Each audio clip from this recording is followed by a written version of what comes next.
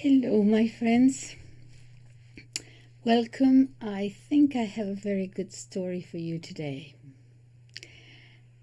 Have you heard of the German writer Ernst Junger? I hope you have. If you haven't, I'm going to introduce him to you.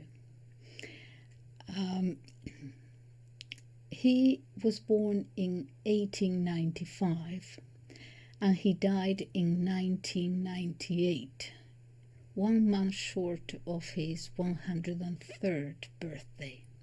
He experienced the whole of the 20th century. He was there fighting in the First World War. He was there in the Second World War. There is a division in Germany as to whether he was a Nazi or not. I think most scholars find that he wasn't really, not really, because he knew Goebbles, and Goebbels wanted to bring him into parliament, into government, and he refused. There are many things that you can say that no, he wasn't, but the reason why there is that doubt is that he was involved in the Second World War. He was a general and he was in occupied France in the censorship division. So he was actually a participant, really.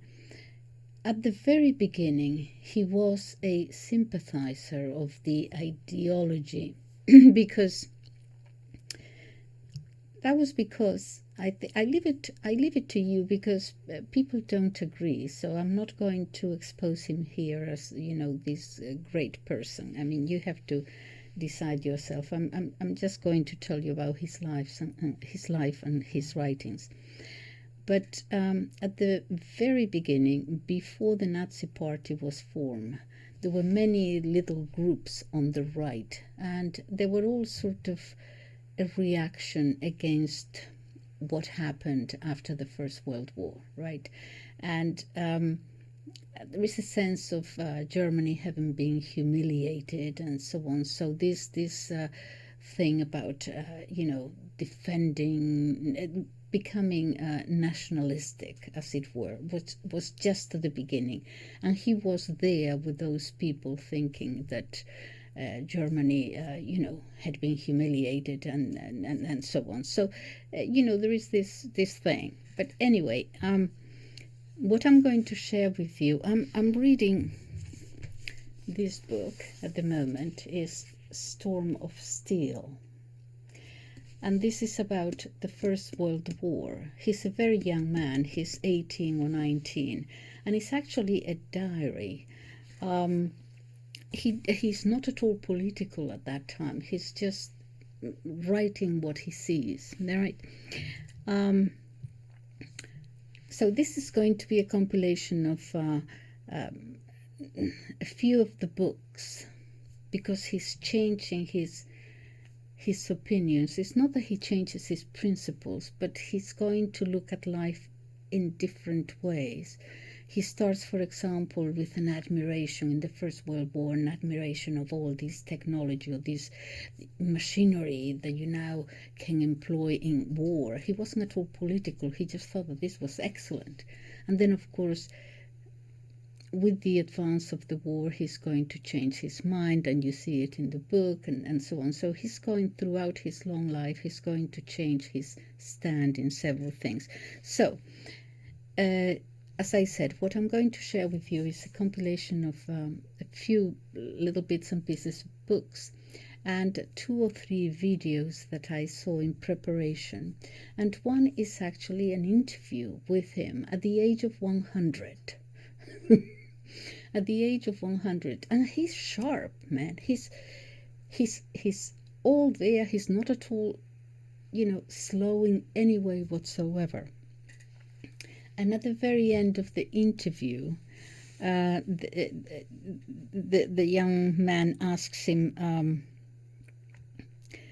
this is an interview in 1996, so computers, we had computers in the office already, but of course nothing like what we have now, but you can see the beginning of the whole thing. And the young man asks him, "Are you interested in these new computers that we have now?" And he says, "No, not at all. The meeting of the mind and the machine I find uninteresting." And the young man says, "I'm 40 years old and I have the feeling that I'm getting old." "And you turned 40 in 1935? And he says, "Don't worry, I also felt old then." But he goes away. After 50, you enter into this paternal stage. At 40, you feel old. Women perhaps more naturally so, but you get over it. And how does one feel at 100? I used to think it was very old. But, now I'm surrounded by my books and I read, and then I don't feel the years. Some would say that your life is like a novel, or everyone's life is like a novel, but not everyone has the optics to see it this way. That's at 100, so you can see the measure of the man, as it were. So who was he? Okay, so name Ernst Junger. He's a writer, he's a philosopher, he was he's a warrior, a collector of many things, and a man as contradictory sometimes and divided as the whole of the 20th century. He was decorated by the Kaiser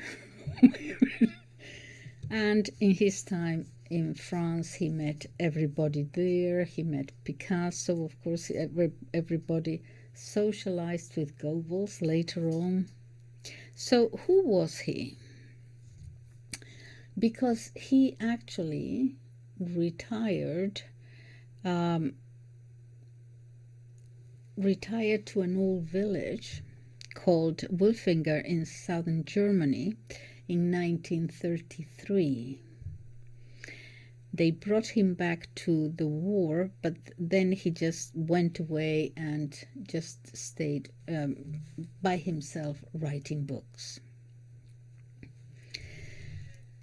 And he says, "Yes, I have been afflicted by a keen sense of observation. It's roughly the same as being afflicted by a strong sense of smell. You perceive the stench more keenly than is comfortable." A keen sense of observation, that is what his talent was, and that is what he's going to devote his life to. He experienced the whole of the 20th century, the time known as modern. The century where we were blinded by our technology, and when we steeped our souls in darkness. That is, when we were given the possibility of destroying what we didn't know and continue not to know very well ourselves. Born in 1895, the year the film was invented. Germany was then a military power, an industrial, scientific superpower. And that was the time when the nobility and the military decided defense and foreign policy. And when the Kaiser and the nobility were like gods.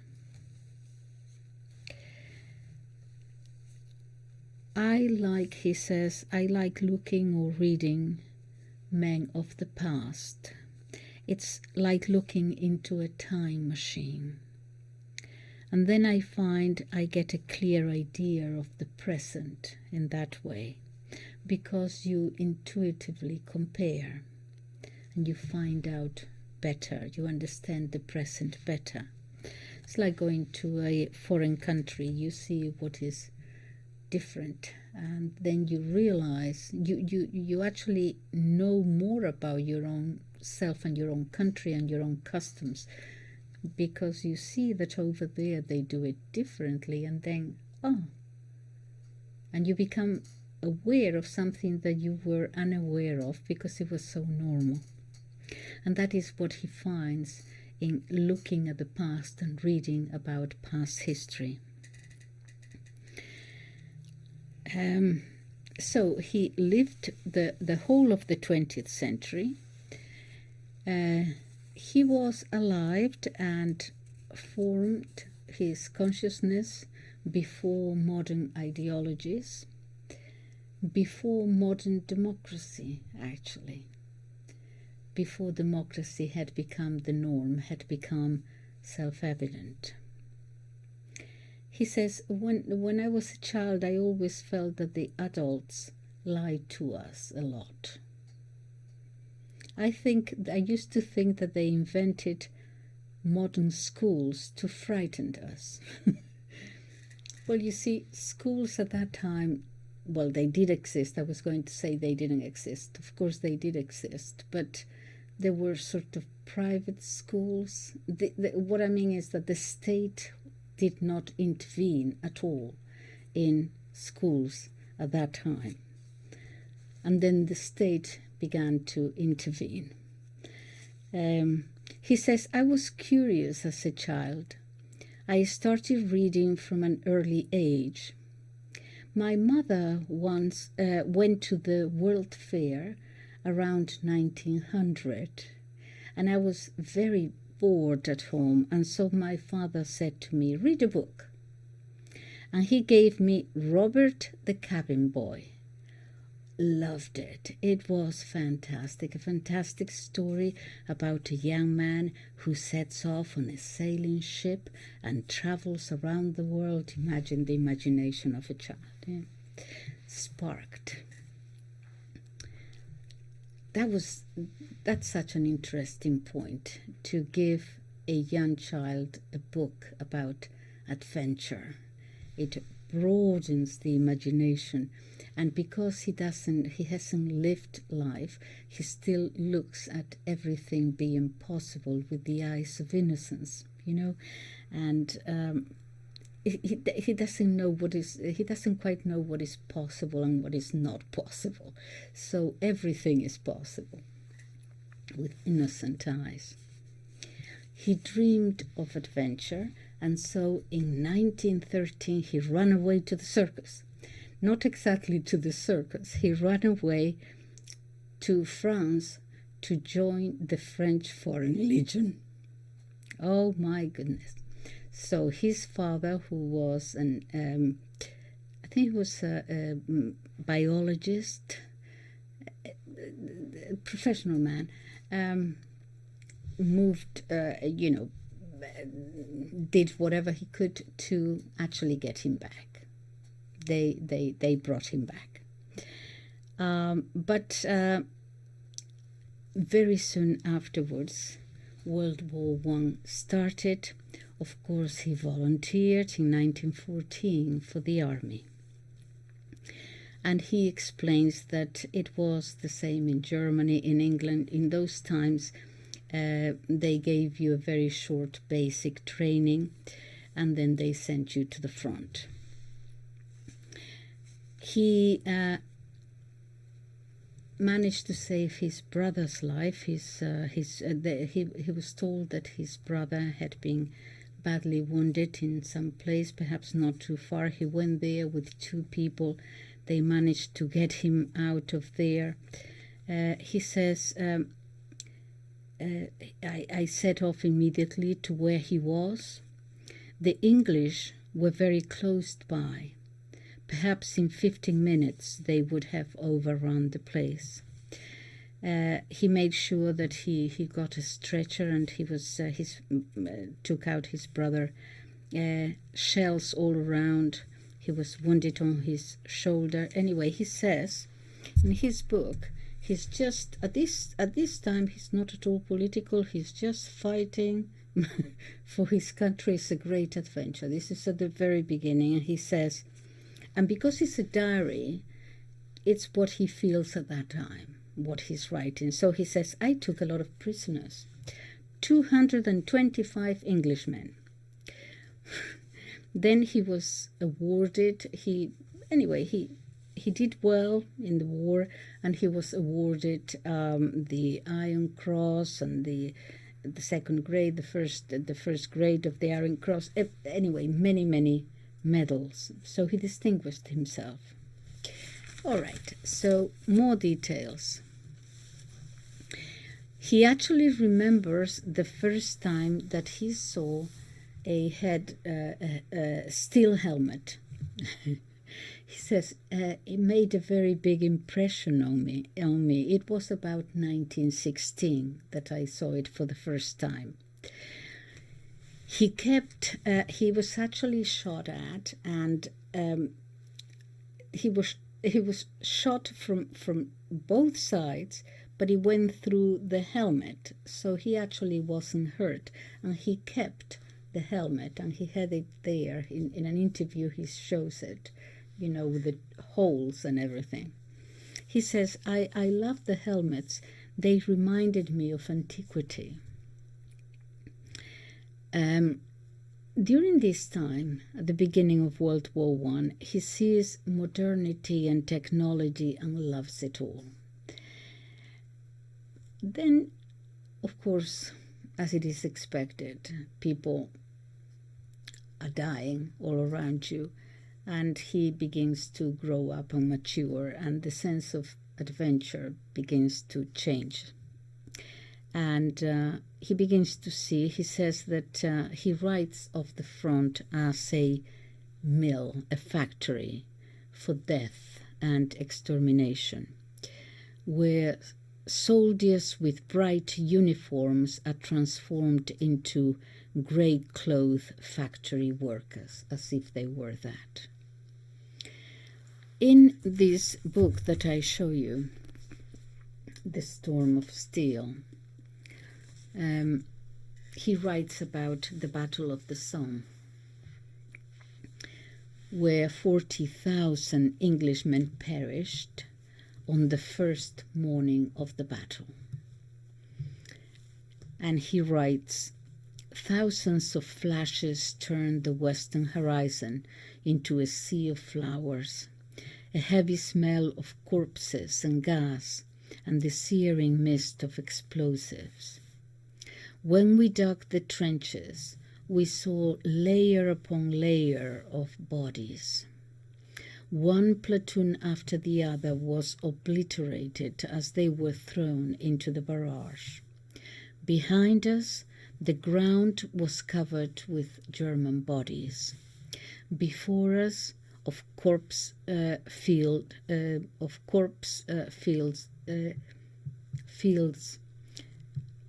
filled with the corpses of Englishmen. We continued advancing. The bodies were of no resistance to our boots as we advanced. I always found that things become clearer when one is close to death. Personally, myself, I was never afraid. I understood the meaning of death by now. It played out there in front of me. All right, so he also is famous because he collected beetles. He started collecting beetles at the age of 9. His father was a teacher of zoology and botany, and gave him a book, The Beetle Friend. he liked the illustrations, and then he says, I found that they also, after the illustrations, he actually found that these beetles actually existed in reality, in nature. And he continued this thing about collecting. He collected fossils, shells, walking sticks. And he says, why do I collect and organize? He says, this morning I thought, as I was organizing and working with the collections, I thought, why am I wasting my time doing this? But then I thought, no, I am organizing it. I am putting everything in order. And when you put everything in order where you live, around you, you are more in touch with the order of the universe, he says. In other words, there is no chaos about you. And that affects your life. It affects the way you live. It affects how you view life. So he saw that as a sort of an exercise in order, keeping order around yourself so that your life and your mind is ordered.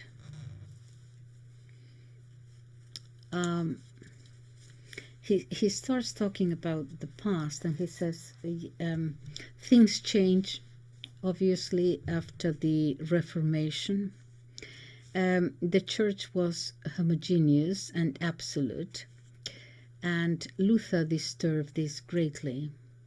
When I read that, I thought, oh, is he Catholic? And I looked it up, and no, he converted to Catholicism, but very much later in life, I think about 2 years before he died.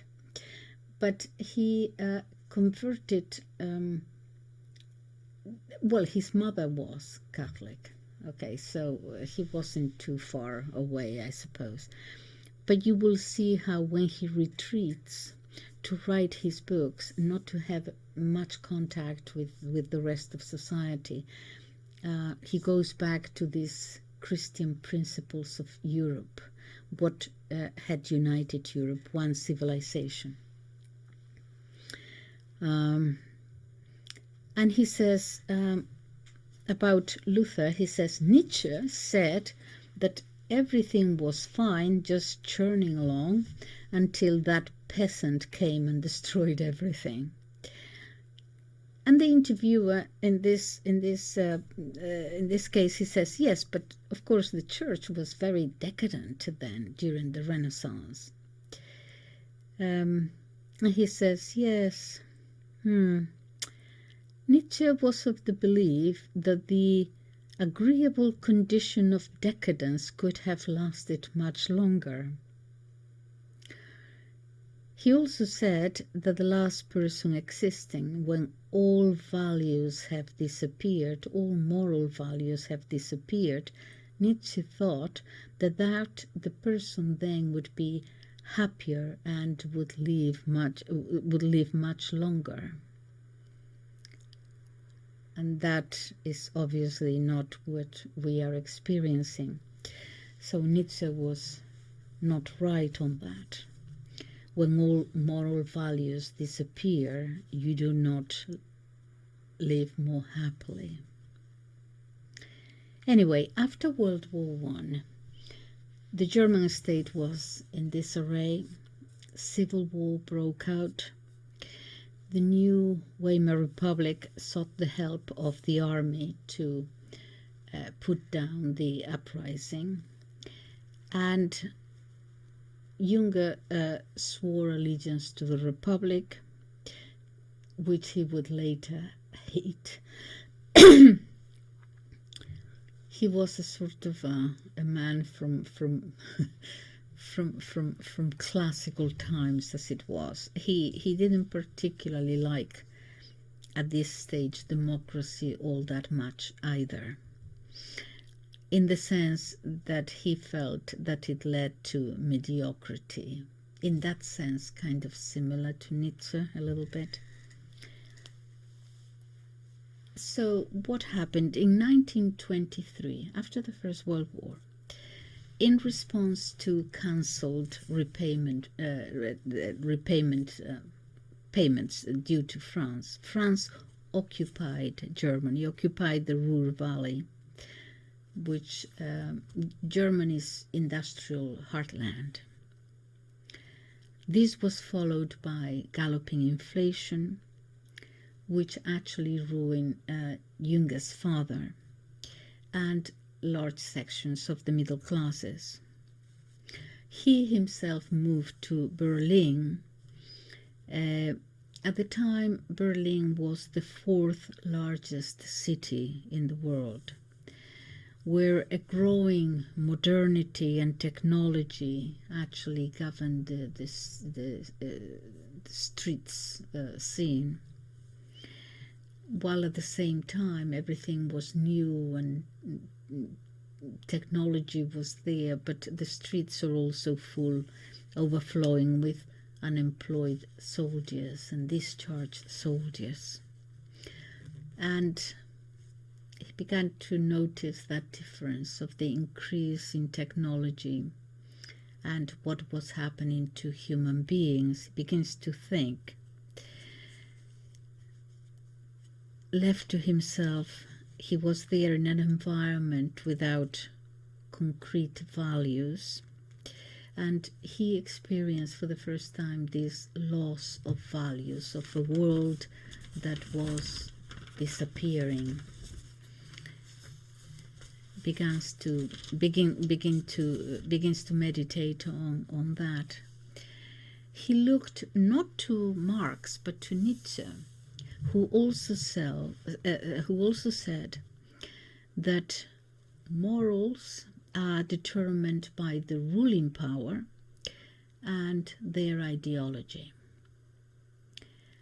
They gladly, these ruling classes, always portray themselves as tools towards a higher purpose. This ideology it's always about a higher purpose, with promises that progress and happiness will come. Yes, always this utopia. In the Soviet Union, you would see the pioneers are ready for work and education. In America, Lincoln, for example, the choice is not between bread or dead. The choice lies between freedom and slavery. In Germany, Hitler, I believe in Germany and fight for her, today, tomorrow, and in the future. My work, Mein Kampf, is a glorious groundstone for German renewal. Mein Kampf will be for eternity the political book for the German people, the Germans' book. In revolutionary circles in Berlin in the 1920s, he was there with all that crowd. On the left, yes. He was often invited to the Soviet embassy. He met Bertolt Brecht, who was a communist, so he was moving in those circles. Okay. He said, I absolutely, at that time, I detested all that the Western powers stood for. I detested the Treaty of Versailles. I detested democracy, parliamentarism, capitalism. But instead of going to the communist side, he went to the right-wing side with the National Revolutionary Movement, which at the time was not yet the fascist party, but it was split into many factions, as I said.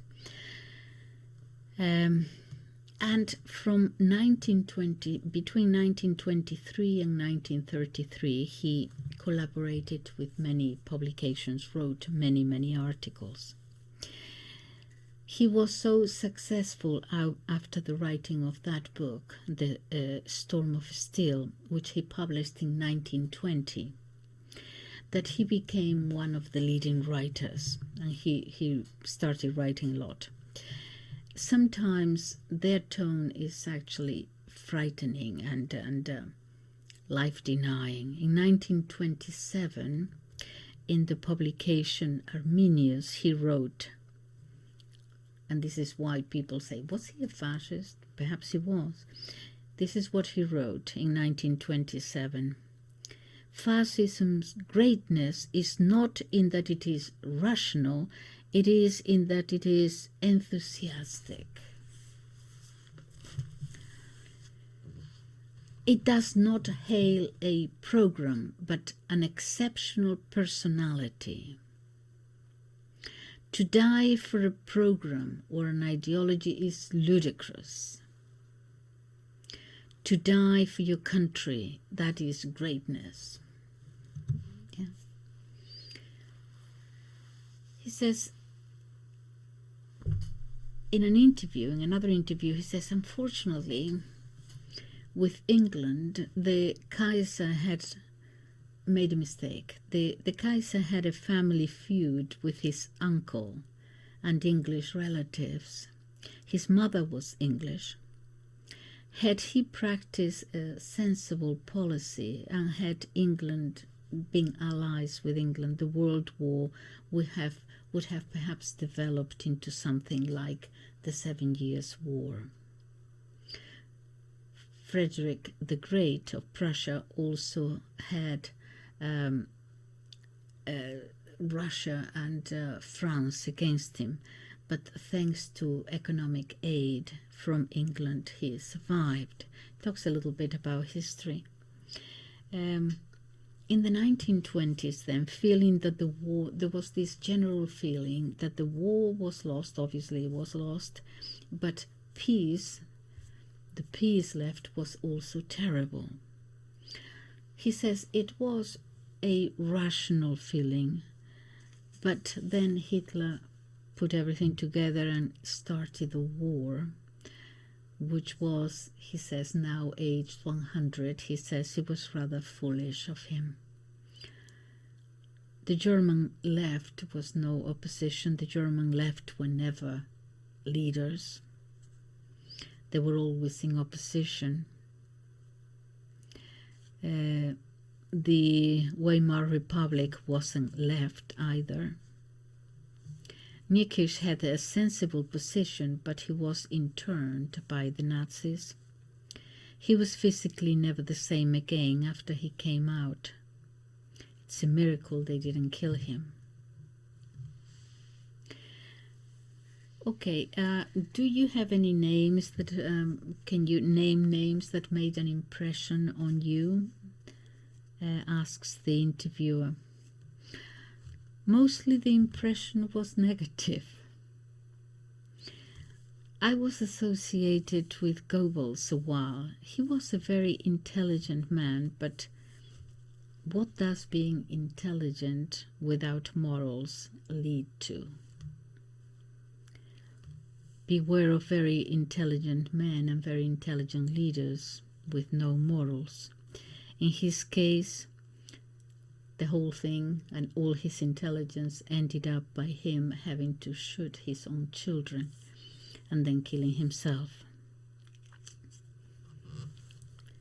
Talks a lot about, because of this lack of morals, because of several things, he says that we no longer produce men nowadays as we had in the past. He says, I never met anyone like Leonardo da Vinci. It is perhaps possible, but I don't think so. He was an absolute genius. And then he says, genius is not dependent on the epoch. It makes he or she, the genius makes its own epoch. But it's not independent of the age, obviously. What else? So, the Nazis that he met in the 90s, not in the 90s, in the 20s in Berlin, he didn't particularly like very much either. He refused an offer from Goebbels, as I said, for a Nazi parliamentary seat. And he told him no, and he said, "I'd rather write one good poem than represent 60,000 idiots." But even at this time in the 20s, he was still, even seeing all that terror and all that horror, still had a sort of fascination for technology and machinery. He was inspired by, in this a little bit, by Greek mythology. You see, in Greek mythology you had the gods, the Olympians, and then the Titans who were below them, demigods as it were, rebelled against the gods. They rebelled against the gods because the gods were very strict with them about rules and, we would say now, morals, but anyway, strict behavior, and the Titans didn't like that. They wanted, in Greek mythology, they had extraordinary powers, but they battled against the gods because they wanted a world of pleasure, of comfort. They started with creating a sort of a world with extraordinary advances.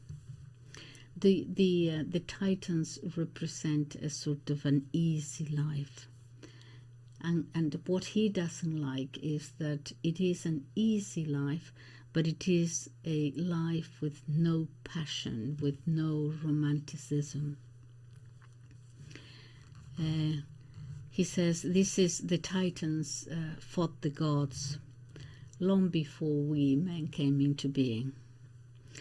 And he says, so there are always, I believe in some sort of way, there are always these two forces which alternate with each other, with one another. So here we are again, he says. Nietzsche says, God is dead. So the gods die. God dies. And so when that happens, the Titans, the lesser beings, gain power. And technology, he says, is like their clothes, is the armor of the Titans.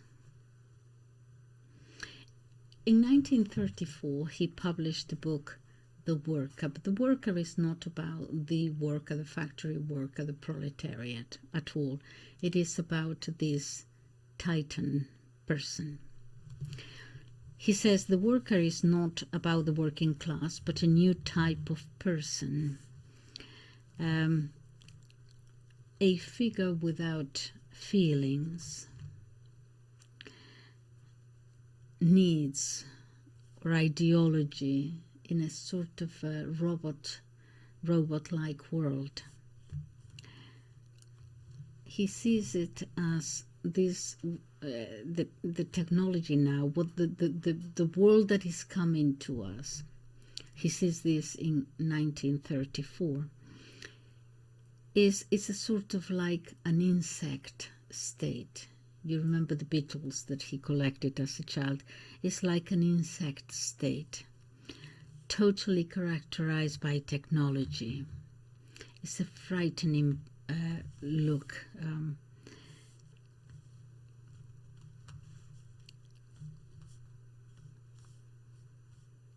He was actually one of the first to know that technology, one of the first to realize that technology would change everything, including our way of thinking, of feeling, of communicating with one another.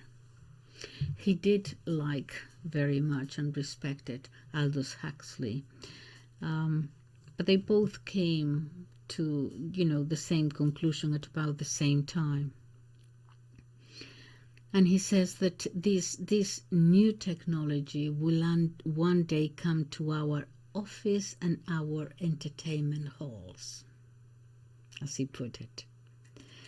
And what is the problem with this? He sees like we are becoming like cogs in a machine. Person's problems, he says, are going to be seen, our own humanity, our own doubts, our own problems are going to be seen as stoppages in the production process, like in a factory, you know, towards this homogeneity, sameness everywhere, and this sameness is increasing, and our problems, big or small, are going to be treated as a nuisance. You can see this actually now. I mean, in office, actually, they're asking women to, they're actually paying women for their abortions, or they're paying women to freeze their eggs so that they, you know, later on them, not to interrupt, you know, the labor, the factory, like the conveyor belt kind of thing. So in other words, we are, as we used to say, a cog in a machine. This is something that they were seeing in the 1930s, it seems. And the culture, they could see that it was changing. Folk culture was becoming, and it did become after the Second World War, mass culture. You go to less industrialized places than the West, you will see still in so many countries that they still have their folklore, very distinctive, you know, their songs and their dances and their customs, and the very distinct. Sometimes from one city to another, they have different songs and different dances and different costumes. And that, after the Second World War, was changed, and that is slowly disappearing. It has disappeared in many countries in the West, from folk culture to mass culture. So this is what he was talking about, this sameness. There is everything is alike, and this is increasing. And he says the worker in my book is often misunderstood by writers who wrote about what does he mean by all this. He wasn't thinking about necessarily the working class, the proletarian. He was talking about that titan fighting the gods. Totally different figure. Okay, in 1933, he left for the country, for the countryside.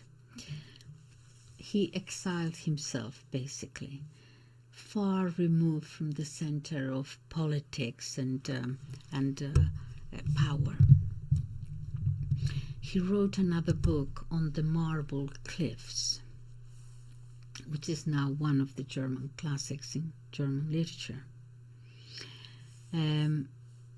He thought that he was distancing himself from all that had been, and the past and the present, but it was not to be.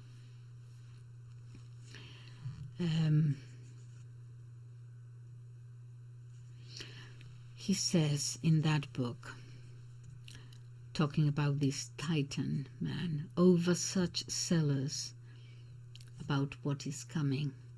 Tyranny's proud place. You can smell the aroma of the party rising. The stinking caverns of the most shocking kind were an unexpected mob, horribly amusing themselves. Unexpected mob, horribly amusing themselves by violating human values and human freedom.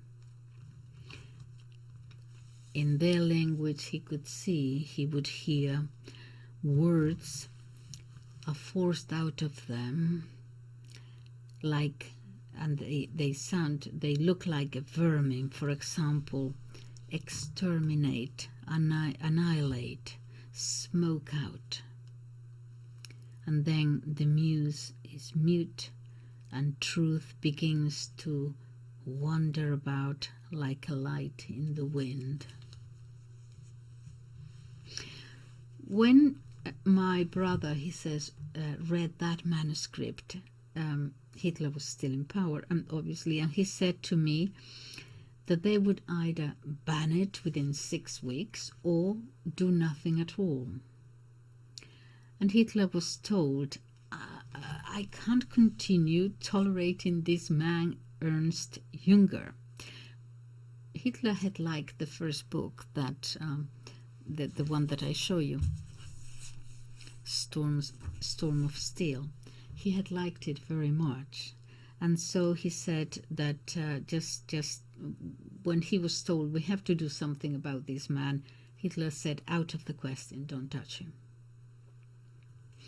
He says he respected me for that book, Storm of Steel. As a matter of fact, he wanted to meet me when I was a student in Leipzig. Hess told me that the Führer had reorganized his route in order to come and see me, but it was not to be. He says, thank God that he never came to see me. Imagine but that picture, that's all I needed now, with Hitler with his hand on my shoulder. So he's rather glad that it never happened. Anyway. But he's terribly concerned about people being food for machines, what we are becoming.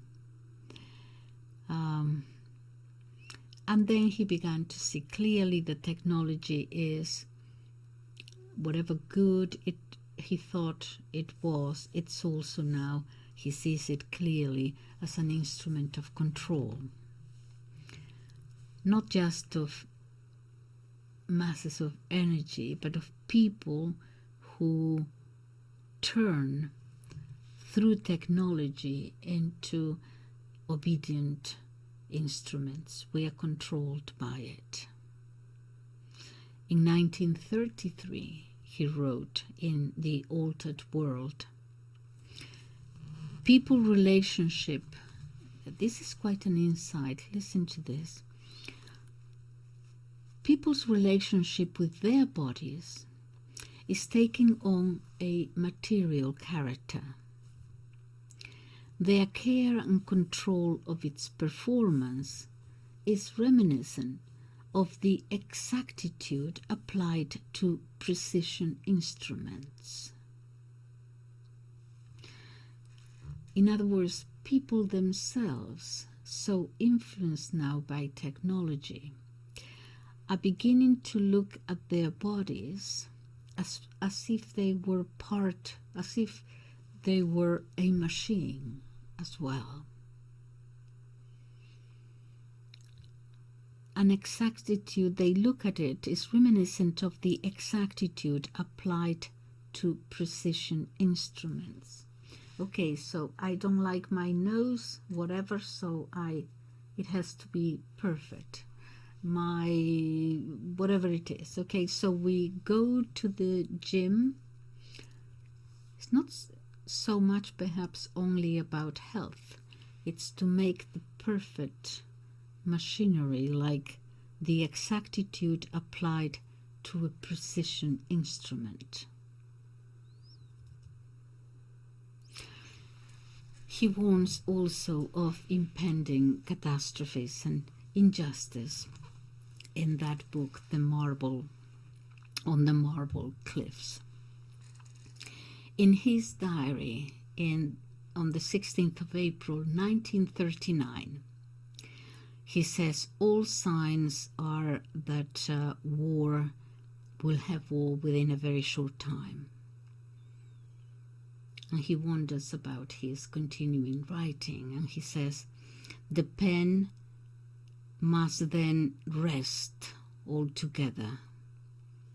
with the exception of diaries. And he adds a beautiful sentence. He says, the work must be left to the eyes. Now, observing. The work must be left to the eyes, as spectacle will not be in short supply. The work must be left to the eyes now, as spectacle will not be in short supply. Okay, so now they bring him back. He took part in the attack on France in 1940 as captain and brigade commander in the rear guard. And there is a photo of him on horseback there. He was ordered to the military staff in Paris, the censorship division. He writes in his diaries about his post there as censor. Reading these letters, so he was reading everyone's letters, I suppose. Reading these letters was a glimpse into a human tragedy as much as comedy. In some cases, there were letters that would have spelled death for the sender. I let these letters lie in the safe for several weeks before I burned them. It wasn't devoid of danger, as there could have been inquiries. He met all kinds of important, interesting people in France. I want you to see him as he's a very attractive man in his uniform, being visited and visiting all the important people in Paris, while the country and Europe is burning, basically. And he is socializing. But he is also listening and observing. He met Céline, the French writer, in Paris. His name, I have to tell you about this author. Well, his name was Louis Ferdinand Auguste de Touche. Okay, he died in 1961. This is the same age, 1894, 1961. But is better known as Louis Ferdinand Céline. One of a great writer in France, but again we have the problem of his being a Nazi. So Junger is going to be asked, was he? And he said, oh yes, he was. But let's see.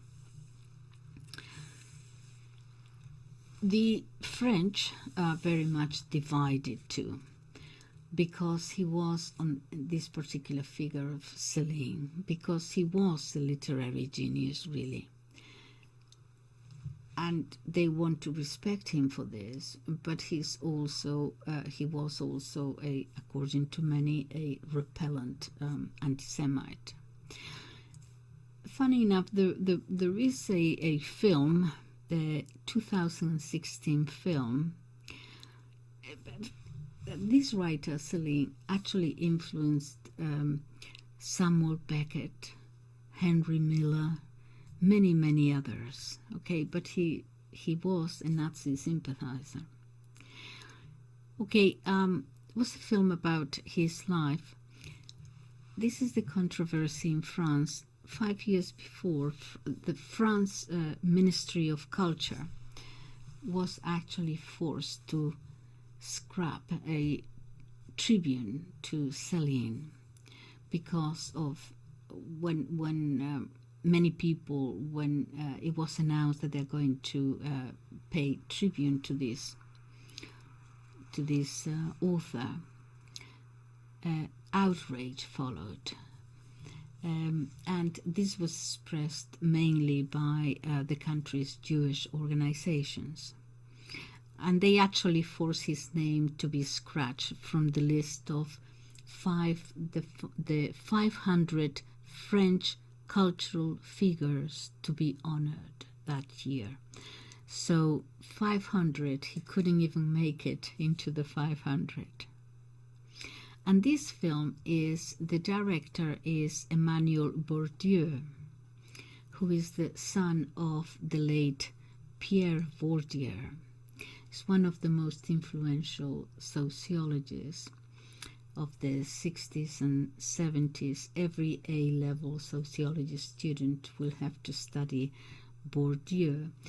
What did he say? Well, just very quickly, that in education, for example, he wrote this book in 1971, 1974. What he said was, he talked about cultural capital. In other words, capital, money. Okay, you have your money in the bank, fine, that is what capital is. But there is another kind of capital, he explained, and that is cultural capital. What did he mean? When a child goes to school for the first time at the age of 5, there is already a difference. For example, he found that studying working class children, that many differences with upper middle class children. In what sense? In how they communicate themselves. First of all, the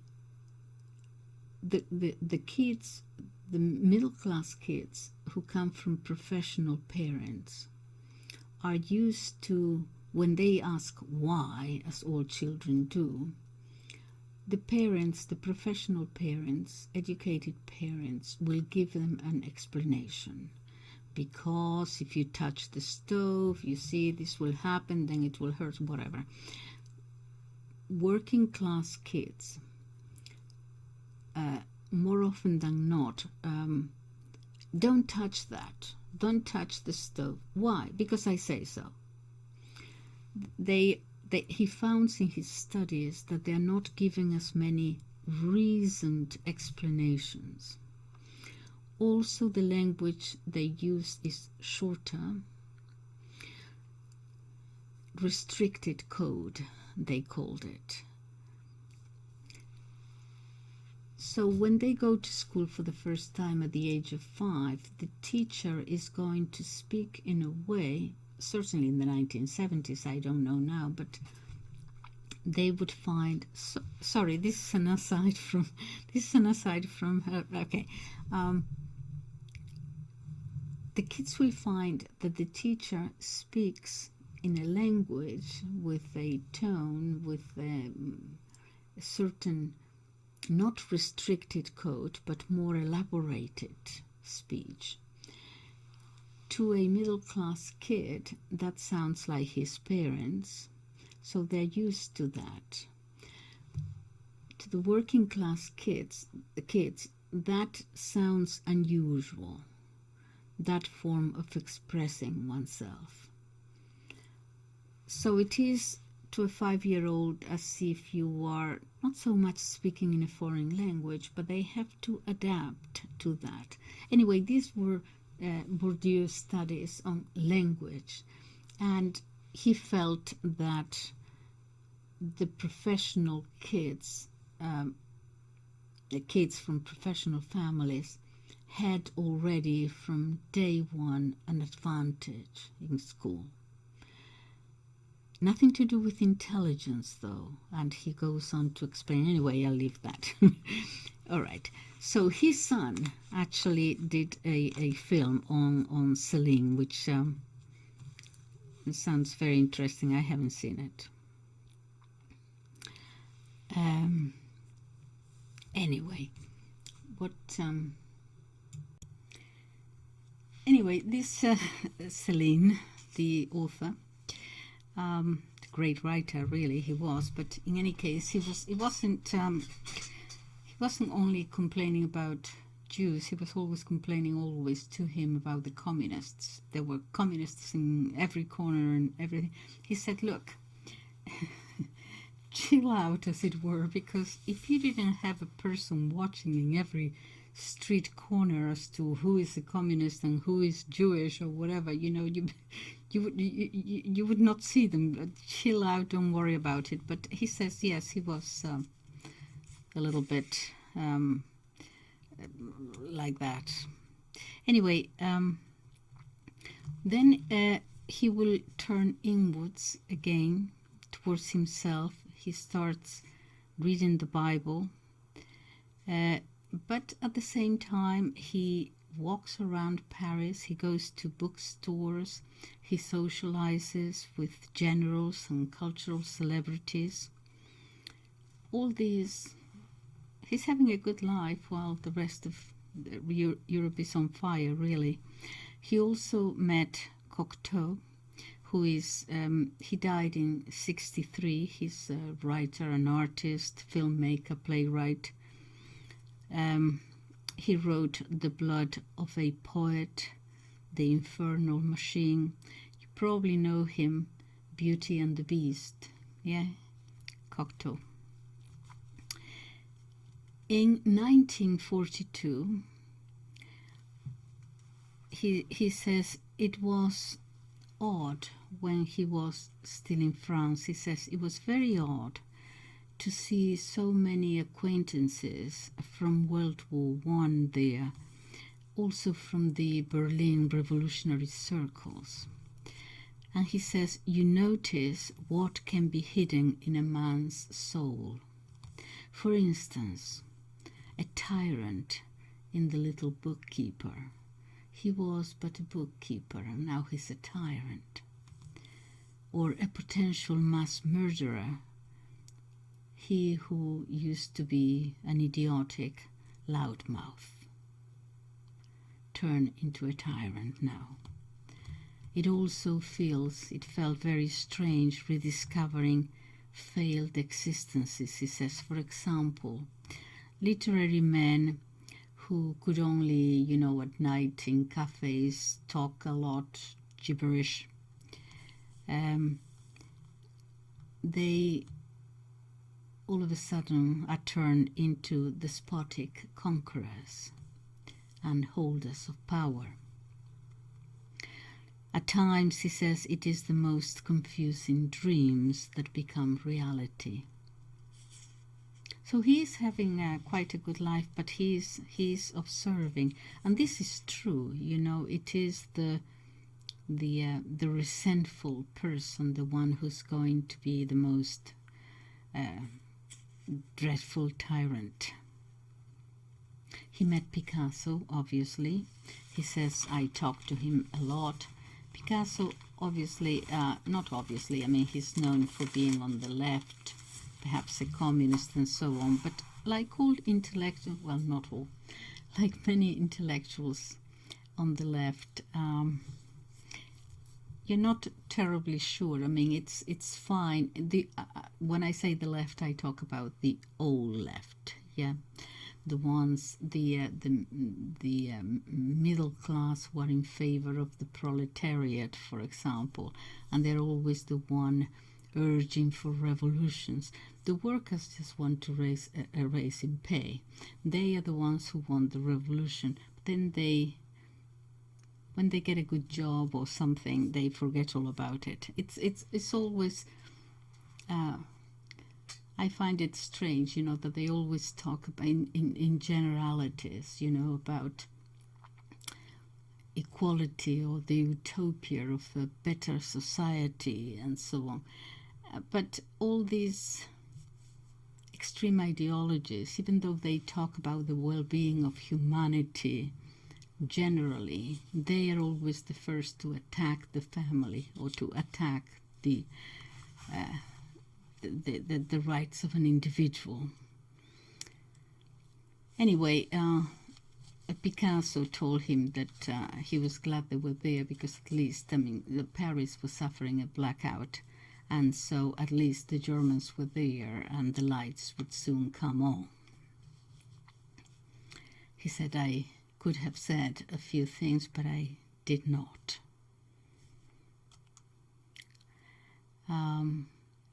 In 1942, he's sent to the besieged Stalingrad.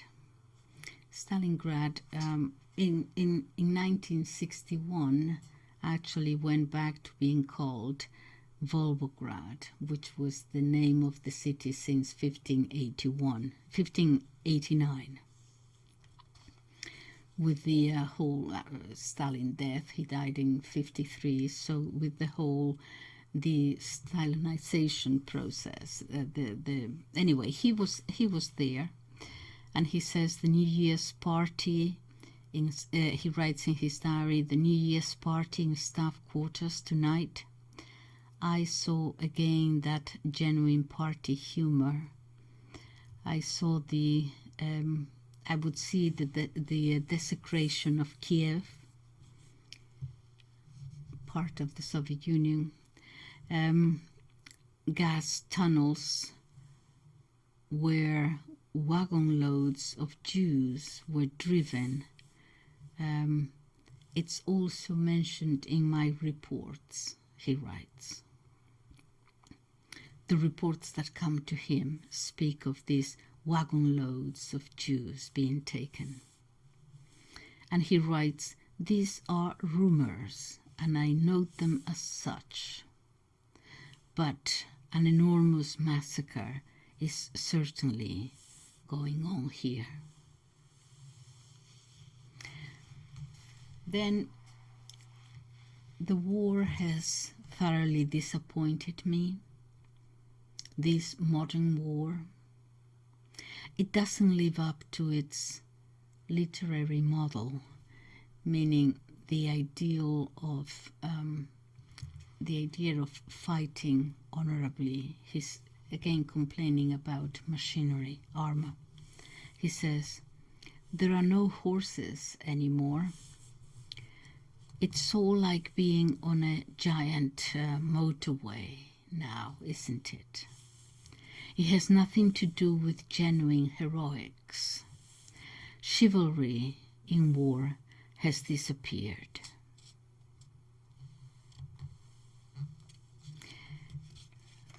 There was let me see, I had here,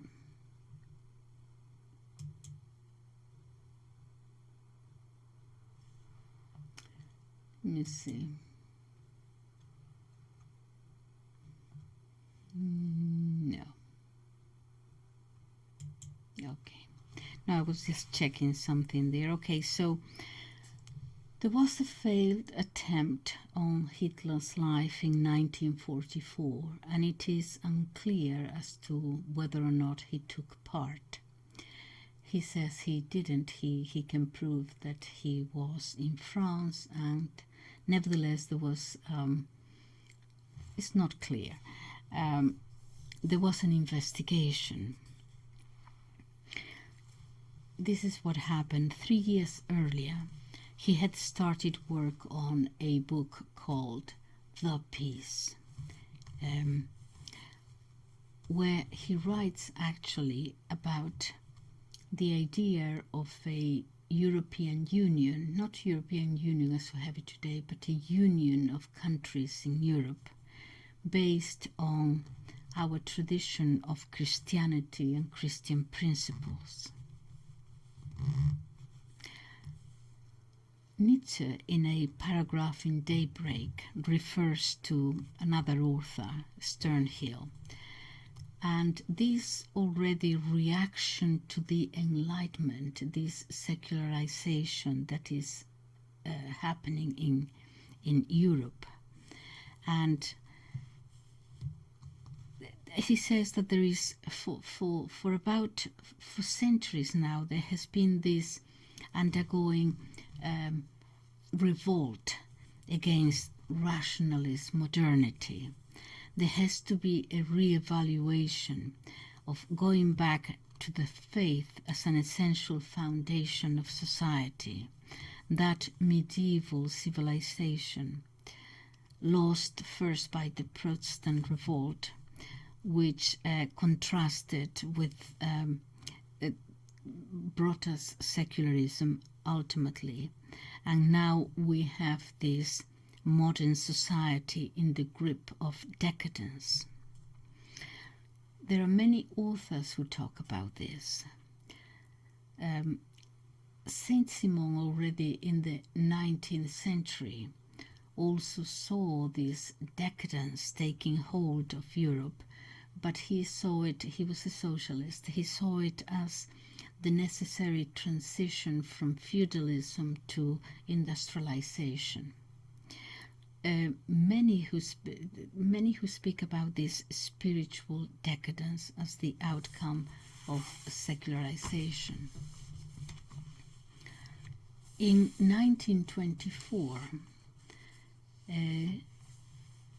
in the Soviet Union, Berdayev also speaks of this spiritual decadence as the outcome of the secularization process brought about by man's breaking away from the religious center of medieval civilization. And as a result, there are now, as a compensation for that, creating vital centers in man. He says the wolf in man. Once you do away with moral and religious values, the wolf within us comes forth in these primary impulses and primary instincts that come forth when we have no restraints. And so he said that we have now these deceptive phantasms deified by modern totalitarian. They are like that build these imitation churches. So he argued that the Soviet Union, this is in 1924, had become an inverted theocracy whose purpose consisted in drilling souls in platoons. Bolshevism was to be overcome. If it was to be overcome, it would have to come from within. And he said, to this end, we must first pass through a process of great penitence, paving the way for the fulfillment of the Russian mission, messianic mission actually, and therefore, or thereby for the attainment of the reunification of Christianity.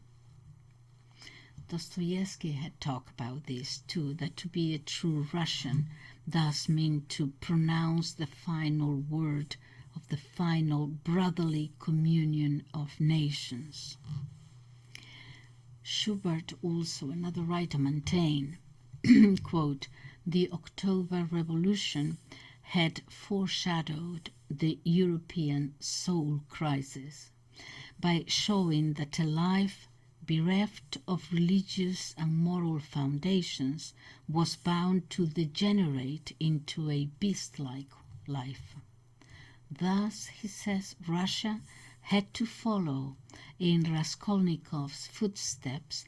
Raskolnikov is the guy in Crime and Punishment, you remember. We would have to follow in his footsteps in order to purify herself, Russia, to convert Europe back to Christendom, and thereby to give birth to the omni-humanity envisaged by Dostoevsky. The necessity of an alliance between the Russian soul and the Catholic direction of souls.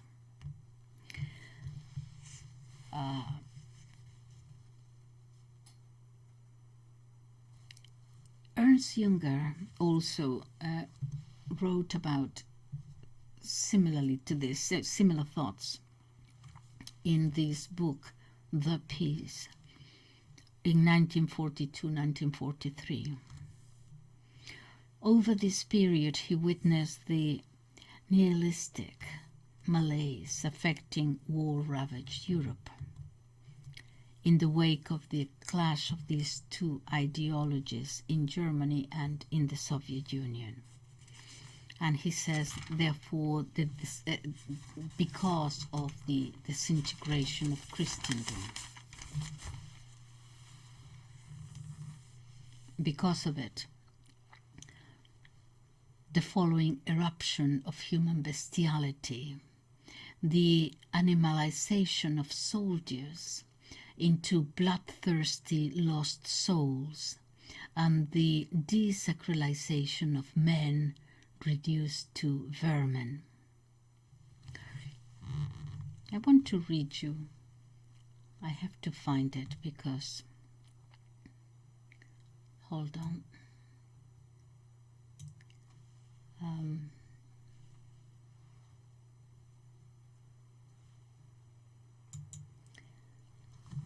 This is what he wrote. This is Junger in the piece. Yeah, man must never forget that the images which now terrify him are drawn from his heart. The world aflame, the burnt-out houses, the ruined towns, the trails of destruction are like leprosy whose germs had long multiplied within before it broke out on the surface. Okay, they're like leprosy whose germs had long multiplied within before it broke out on the surface, this leprosy. It is the innermost stuff of man's being which is reflected in the world around us. Therefore, spiritual salvation must come first, and only that peace can bring a blessing which has been preceded.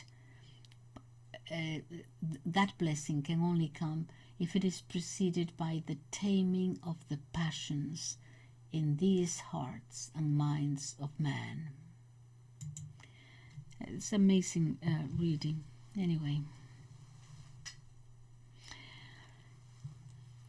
this book, The Peace, inspired Rommel, Hitler's generals, and other anti-Hitler generals to do the assassination attempt.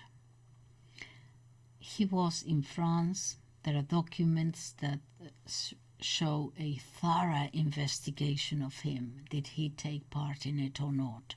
They didn't find much there, but in any case the war came to an end. It is not known whether, nevertheless, even though he didn't take part, whether he inspired it.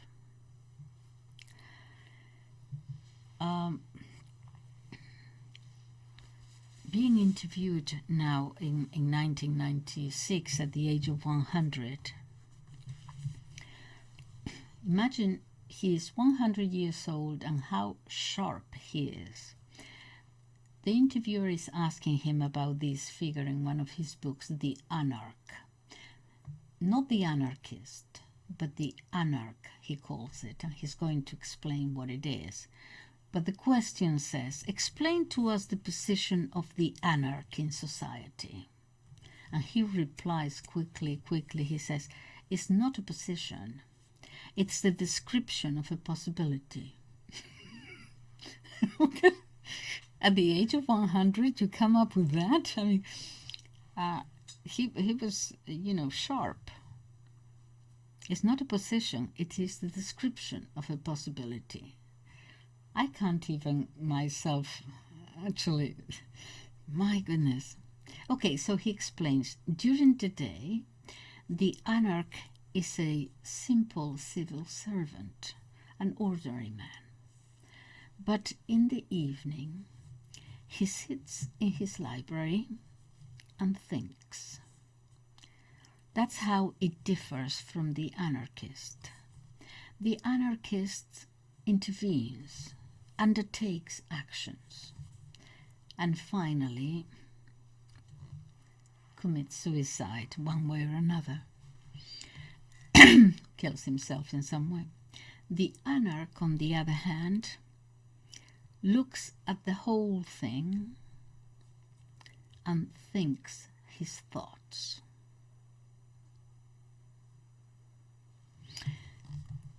okay, he's talking about the intellectual, but not really the intellectual who just thinks and write books, not really. So I think I understand it as a mixture of, yes, a person who thinks, a thinker, but a thinker is most probably not a practical man to go and do it, but has to carry the responsibility also of the artist or the prophet. In other words, just just write books so other people can go and do the dirty work. No, you sort of accept some kind of responsibility. If you are a thinker, you're going to think there by yourself, figure out things, and then let others read what your thoughts are and take it from there.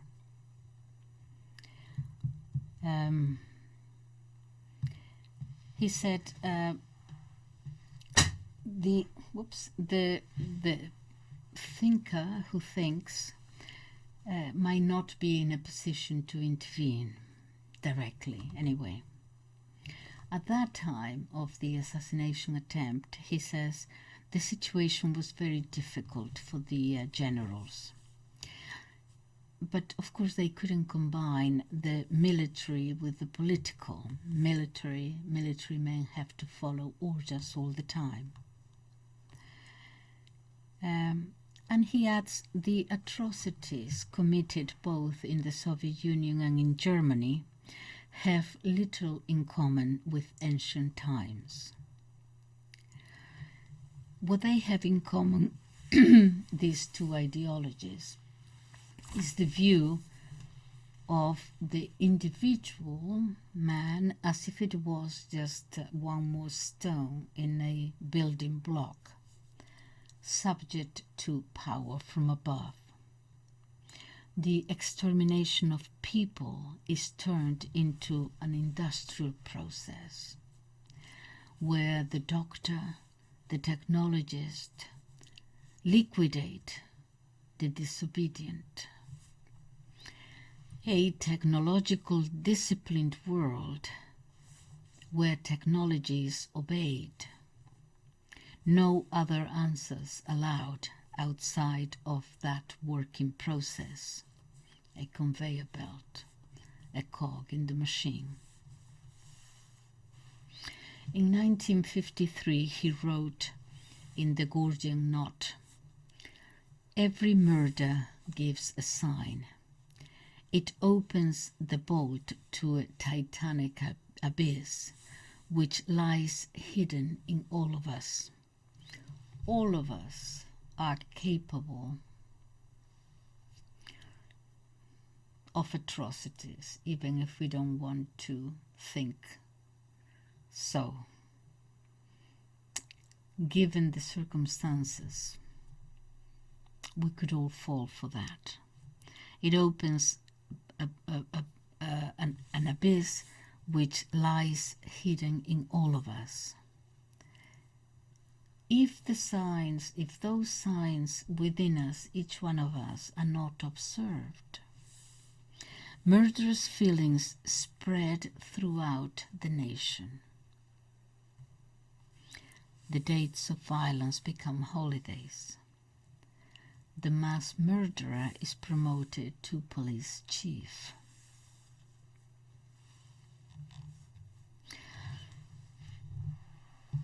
Do you think, the interviewer asked him at one time, do you think we are entering the times of the gods? That we're going to leave the Titans' world, the lesser, the life of ease and so on, of pleasure, and the time of the gods will come back again? And he laughs and he says, well, perhaps in 200 years, in the 2200s, perhaps, yes. Right now, we live in the threshold of the Titanic world, the Titans, yeah. In the next century, we will see this 21st century. In the next century, we will see a lot of events that won't actually be very pleasant. A century gets its character at its midpoint. The dividing line in the 20th was 1942, the last cavalry attack. 2 months later, the space age began, when Wernher von Braun shot a V-2 rocket out of the atmosphere. From a promise and a possibility, humanity was now transformed. A threat pointing to extinction. Von Braun himself is an example of the person who enters fully into this technology world without worrying at all about the effects that it can have. Von Braun himself said once, my job consists in shooting up rockets. Where they land is politics. That's the man of science. Von Braun went to the US and worked there. Junger continues, we are going to live in a world state. Globalism, world governance, world government, a world state. A reality in the world of technology. We already have electric messages, symbols, signs surrounding it. And that political unity will come sooner or later, perhaps by a fair means so far. Anyway, after the war, he embraced Christianity, retired to his books and his library. He said one more thing. He said, technology is turning inwards now. It's not just outwards to the moon, rockets and so on. Now it's turning towards us, towards our own bodies and souls. And the ancient dream of creating an artificial being, it's here. But the gaze of that artificial being is now turned to us. We live in a time that is more revolutionary than any other before us. Perhaps you have to go back in time to the invention of writing, perhaps. Writing will become unnecessary soon. New brains. You get the impression that young people, he's saying in 1996, you get the impression that youngsters understand these things with their computers now, and that is when I finish where I started. Are you interested in these new computers? No, not at all. The meeting of the mind and the machine I find uninteresting.